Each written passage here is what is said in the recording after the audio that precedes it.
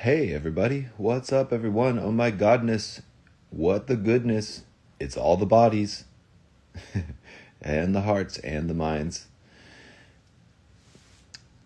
Here we are, hearing these words. I am this mouth speaking and wanting to share with you about how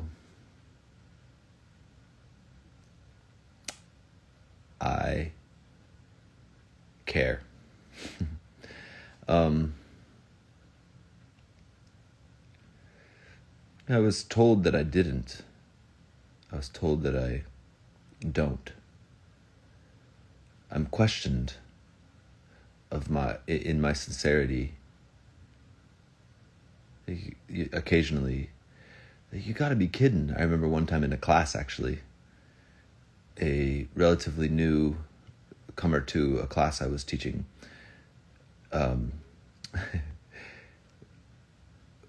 was like, "You're shitting me." And I was like, "No." And then another student who was a close friend of mine is like, "He's not."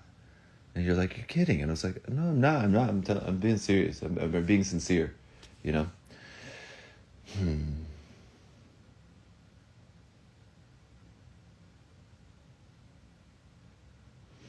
Yeah. So one time I was given body work to a Buddhist monk from Tibet. And afterwards, we got to have a cool conversation, sip some tea, and have a really great talk. He was in his, beautiful robes, and he was sitting on his elbow like this, perched like this, and he had a cup of tea here at some point in the conversation. This is many years ago. I don't remember everything that was said, but he had his cup of tea here, and he said, Joey, and he just pinky out. He had this British accent, even though he looked, Asian or Chinese or something like that, Tibetan. But he said, Joey, and I don't remember exactly why we were talking about this, but he said, the way to remain awake and to never fall asleep is to always remember and never forget that everything is ridiculous. And then he sipped his tea. It was such a cool drop, like that line I did not expect at all, actually.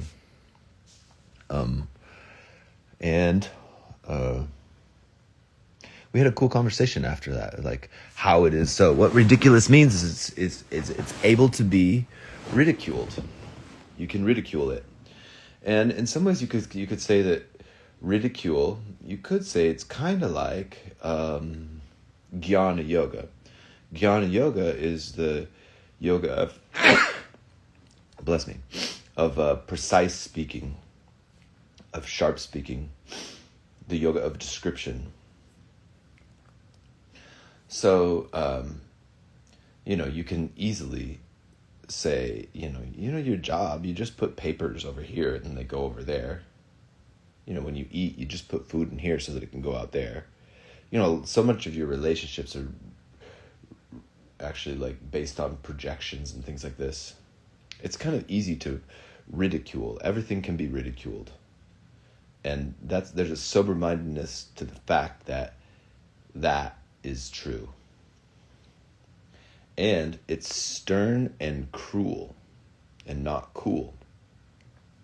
In some ways, a jnana yogi will be able to say also that a jnana yogi is a person who practices sharp speaking.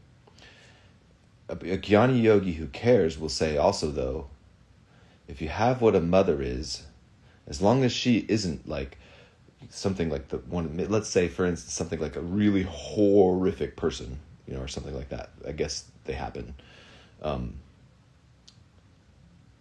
To me, there's challenging people in my life, and everyone I know in my life, I really understand, man, they're doing the best they can with what they believe they have.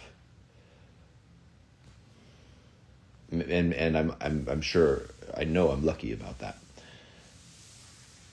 Not that they always do the way I want them to do, but I recognize if they thought they could do better or something like that, if they believe they have different resources than they think they have. Maybe I see they have different resources, but they somehow don't think they do. They're doing the best they can with what they believe they have.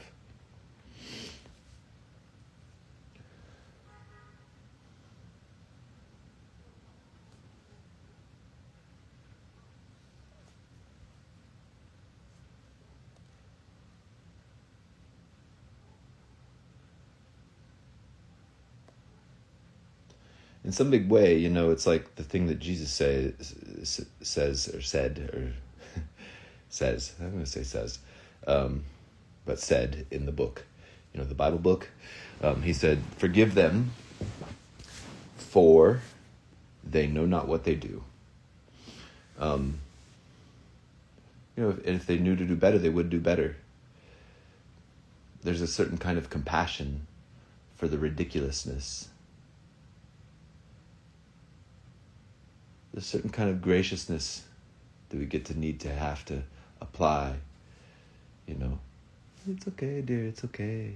Don't worry about it, you know. If we can, however we can, in whatever way we can, get to apply that kind of care, that kind of graciousness, then this is the care that I feel deep down, actually, in me. Sometimes I kind of think like my life was set up to say, like, let's say that, like, the word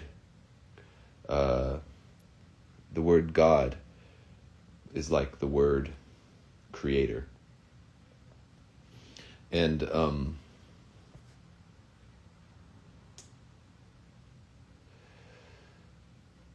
my creator creates me creatively, creating this speaking with my mouth creation, creating. And you know, specifically in the story of he who is called Joey, me, this man, this boy, him, this dude, in his life, it was like there was a pretty fairly incredible test from the religion that I grew up in the Worthiness interviews, of whether I had a will or not, or whether I cared or not. From the time I was very young, actually, very intensely, technology placed, you know, sexually stimulating images in a young man's room, myself as a young man. It was streaming into my room. I was like the first generation to ever have it happen. And then the Mormon church, which was essentially kind of like, in a big way, my father. It sort of played a big role of the father role in my life. And I love my father. Kirk, hey, I love you, dude. And also, the men in the church were, in a large way, fathers for me. For the same reason that I say, you know, forgive them for they know what they do. You know, we're all doing the best we can with what we got. And I got compassion for us wherever we're at. And, you know, my biological father, he's so fun in some wonderful ways. I'm so lucky to have a fun guy. I've got lots of good memories of him. I hope we create some more. There's some distance between me and my parents, my family. And, yeah, I care for them. I love them. I wish them well. I want to send them this message that I understand, that I got compassion. I think they're great in so many ways and awesome. And that I think we can, you know, reconciliate or something like that.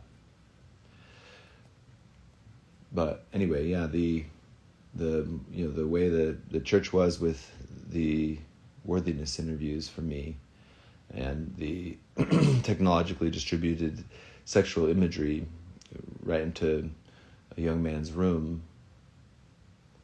It's like, oh, you know, I hear like some kind of cruel, oh, poor dude, I couldn't stop touching your pee-pee or something like that. Like, and then I think of my friend's dogs, 2 beautiful, huge cloud dragon dogs, massive, beautiful dogs that every once in a while get in the mood to hump each other, you know? And it's like, they're innocent, you know?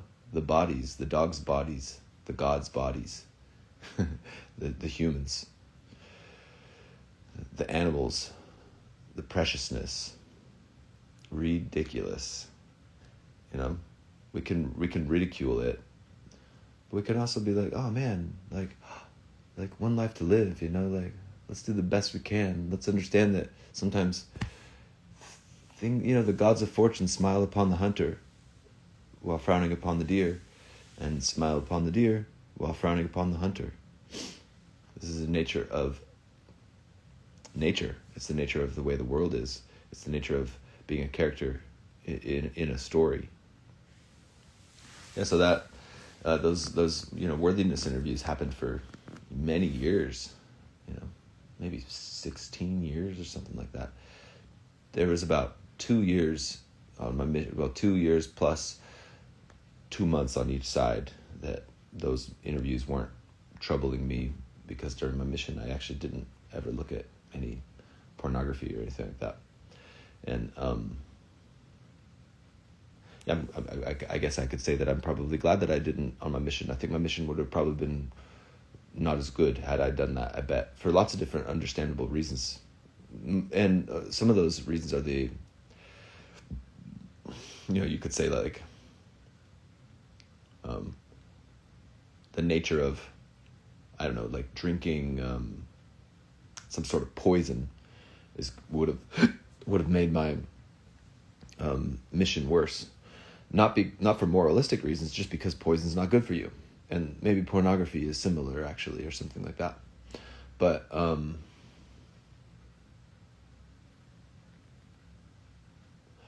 whether it is completely similar or not, a thing that is true is that had I been viewing pornographic material on my mission,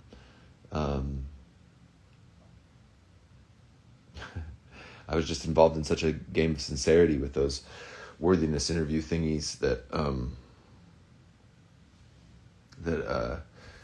I'd have probably been in the same cycle I was in for most of those years as a Mormon man, Mormon dude, young man. I'd have been in the interesting dilemma of telling the truth about where I was weak and getting value from telling the truth, but sort of shame cycle, and you feel bad about it, right? Oh, that's good that you feel bad about it. There would have been this enforcement thing. So I'm glad I didn't do it. But, they would say to me, and you do know that if you keep doing this, you might become a rapist and a murderer, right?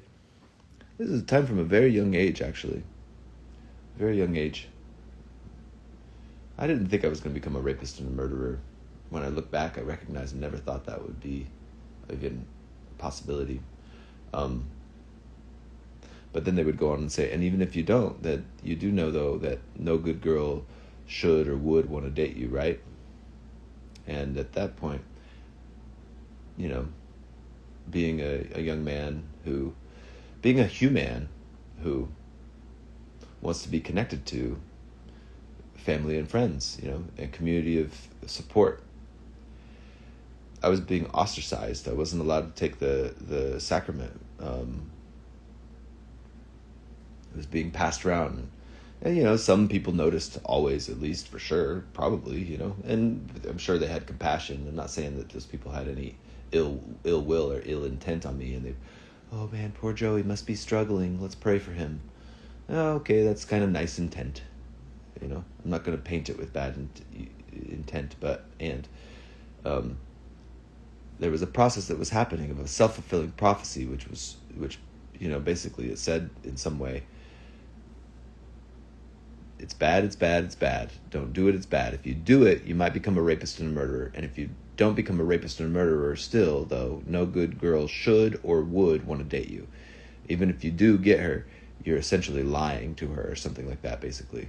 This has caused a lot of my friends to lie to themselves and to their families and to their girlfriends and stuff in a big way, actually.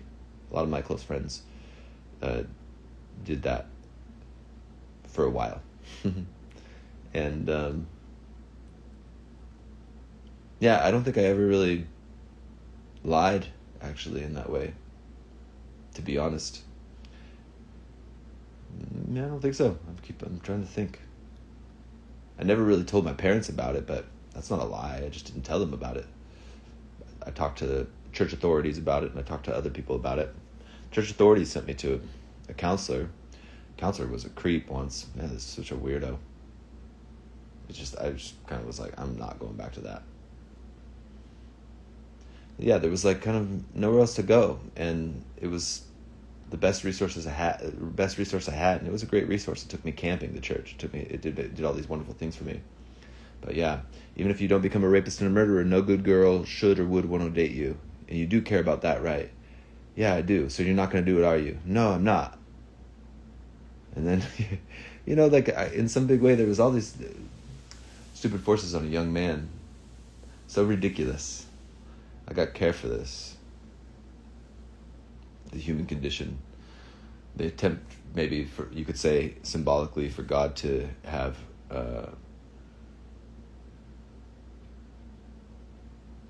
his story miraculously come through. For God to symbolically have his story miraculously come through, or his expression come through a story, or God's expression come through a story. And the story starts, you could say that like a essential part of a story is something like, oh, what's happening? Like, oh my gosh, what's this? What's that? What? What? There's this question. That's what a story is, sort of. What is it? What's the story? What's going on? And a dilemma, maybe, even, actually. So sometimes I feel like to resurrect my childhood, which had me spend a lot of time in worthiness interviews with bishops who were good men, who I love, who all of them I would love to be with, actually. All of them I'd love to take to lunch and give a massage to. All of them, I would love it if in some hypothetical world or something like that, I could have enough time that we could actually get the rubber to meet the road, and I could be like, bro, that was kind of challenging, man. There was like a kid there, and I was him. And it had a big effect, dude. I'm sure you, understand that. You don't need to defend the church. You don't need to say, I don't know, you got compassion for the kid who you loved, actually. Even though, the way that the church had you caring for the kid to protect him caused some problems for him, actually. Yeah. In major ways,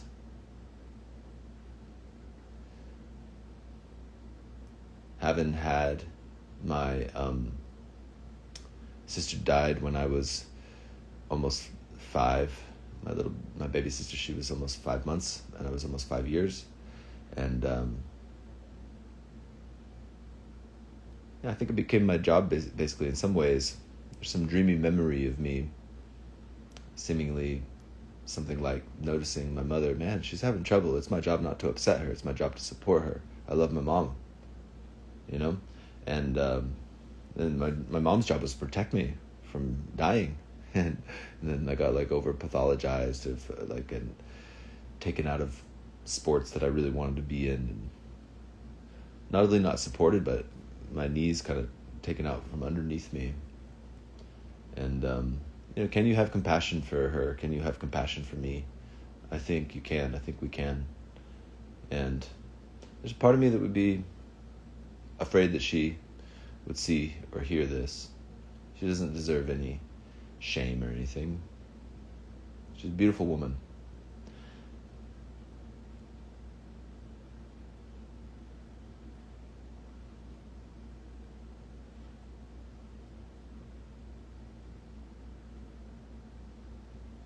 She's gone through enough. Having a daughter die, that's tough. Other things too, things that are not mine to speak about. Not at this moment, anyway.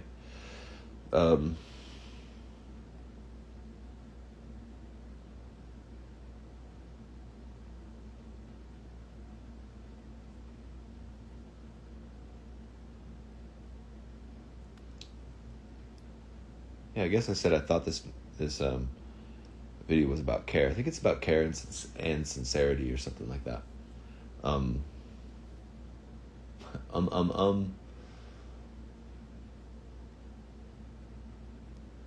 Yeah, so there's a young man with electronically distributed sexual images being put into his room.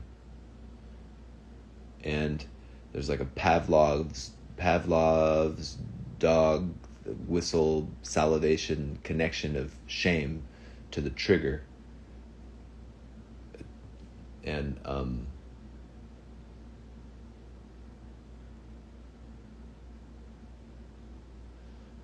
this young man is not, in some ways, sort of being stopped from playing sports, stopped from learning, sort of kind of stopped from being intelligent in some ways, kind of stopped from making money, sort of like not allowed to do anything but his religion.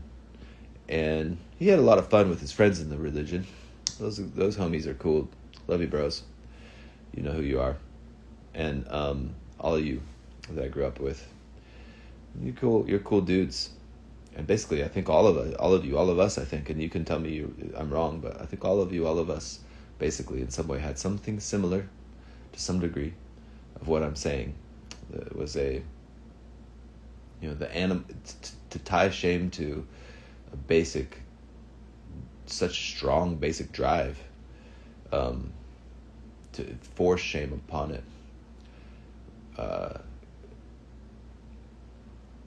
All of us to some degree or another, and I can sense it to different degrees within all of my Mormon homies, men friends, except for one specific man who is an interesting exception. It's a whole other funny, so baffling side story, but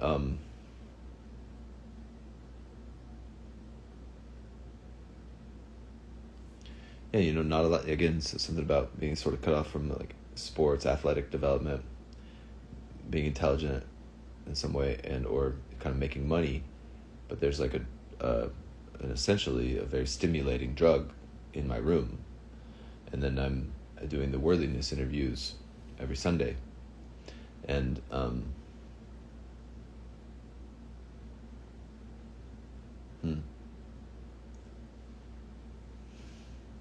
Did you do it this week? Most of the time, I think, again, it was many years ago, but it'd be like, yeah. Oh, I thought you said you weren't going to do it. Yeah, it's just, I just did it like a few times. Something like that. It's just such a ritual of stupidity. Poor kid, man. What a dumb situation. I swear we can do better than this. And I forgive those men too. Hey, please don't be mad at them. Maybe be mad at the situation. Let's outcreate this situation somehow. Hey. I thought you do have a will, right? Yeah, I do. And you do care, right? Well, then why did you do it?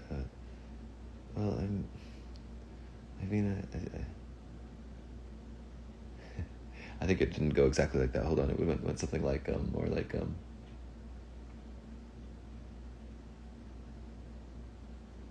you're not going to do it, are you? No, because you have a will, right? Yeah. And you care, right? Yeah. And if temptation comes, you're going to go take a cold shower. What are you going to do this week? There's these different strategies. And you could judge the kid. If so, then fuck him. Fuck that poor stupid kid. If you want to judge him, if you want to say, stupid kid, I would have done better than him. Okay, you would have done better than him. In his situation, who would you be, hypothetically? It doesn't even make any sense, actually. It's not intellectually honest. If you were in his situation, you'd be him. If I were in your shoes, I'd be yours. I'd be you. Forgive them, for they know not what they do. In some ways, we're stuck in some patterns, actually, in some ways. The patterns can get helped by being conscious, and I care, actually. And this question of whether I care, have a will or not, the intensity with which it was thrust upon me, I think maybe can cause some alchemy, turning shit into a flower, poison into power, and lockdowns into open the fuck up, y'all. And I mean that like with love, y'all. Come on, let's go. Hey, we can do this, I know. Okay. It's your bro, Joe. And Let's go. Let's do this, okay? Let's make a meaningful difference. I wonder, what do you think about this? Ridiculousness, the care for it. Is it worth it? Can we do anything about it? Is there anything that can be done? Forgiveness is a thing that is done or undone in some way. It depends on which way you want to look at it. From the perspective of one of the most profound books on forgiveness, A Course in Miracles, it's an undoing. But it's a doing to not do, you could say, or something like that, or to clear the way, actually. But then how to act inspiredly within the story I know, I believe I am. Course in Miracles, a metaphysical text, has us in some ways in our meditations take the world off of our minds and go inside and step into the holy instant, immerse into the holy instant, where there's no problem, no question, just this. Yeah. Oh my God. Yes. Yes. Yes. Kind of thing. Like just this, like, whoa, like I belong here.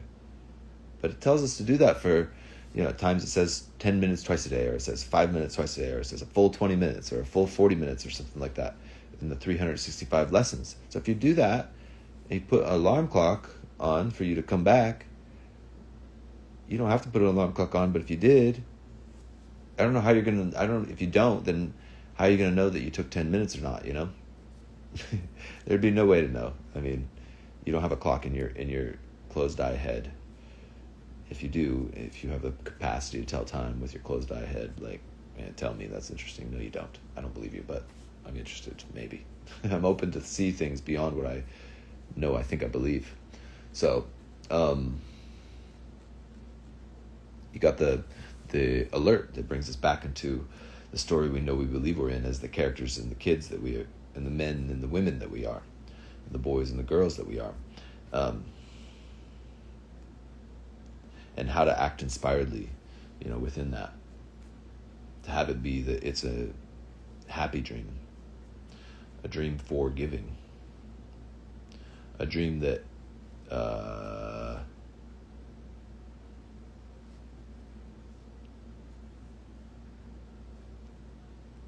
it's about giving clear clarity to and through whatever seems to be separating.